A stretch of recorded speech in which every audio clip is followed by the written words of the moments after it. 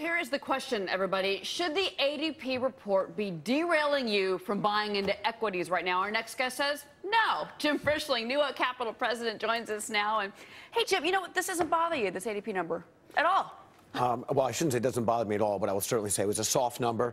It's a lagging indicator, as everyone knows. And I do believe that there's been some positive signs in the U.S. economy as a result. While I think the sell in May and go away, I guess, strategy has been talked about quite a bit. I expect it to be a fairly shallow pullback, if anything. As a result, I'm not so alarmed by this number. And again, looking for pullbacks to actually for folks to step back in and redeploy capital at hopefully some better levels.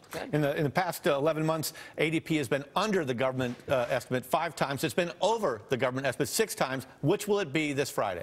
I mean, again, if near-term history is any indication, maybe we'll be a little off. I was a little more optimistic on the employment number coming up this Friday, so maybe ADP takes a little of my enthusiasm out of it. But again, I really do believe it is a lagging indicator, and with the Fed stimulus, I'll turn a negative into a positive. With the weaker employment number, I think you have more firepower and more argument that the Fed, who is ready to stand by and will do what it takes, actually is armed and ready to do more if needed. So I wouldn't be betting against our Fed. Jim, let's talk about strategy overall for our viewers. What can they do if they are nervous about what comes through May to October?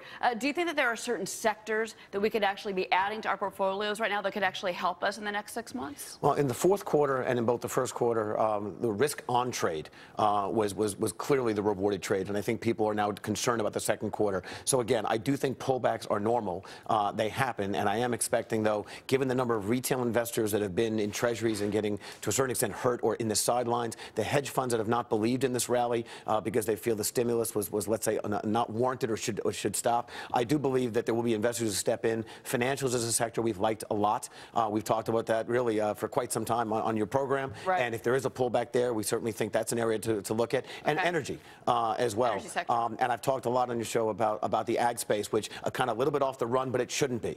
This is a space that people really should be considering to deploy capital for all the reasons of land scarcity and population growth. I continue to think people should make this a real weighting to their portfolio. So we just had this big upsurge in manufacturing numbers or manufacturing production, and yet we don't have a big upsurge in manufacturing jobs. What's that disconnect? Part of it, I'm going to blame a little bit on the seasonality, or rather on the warm weather that we had this winter, and that maybe some of the job acceleration we would have expected to see on back of strong manufacturing numbers like this might have already taken place. So not so alarmed, but I do think some of the companies had actually started adding to their workforce, and as a result, maybe the numbers a little muted this month because of the jobs that had been added previously. And we're going to get to more of that a little bit later on, but let's talk about Europe. I got to ask you about Europe and about, we got that big manufacturing number yesterday, the ISM number, that gave us that big rally, Dow hitting a 4-year high. Today, big pullback. So we still have a volatile, sensitive market, Jim.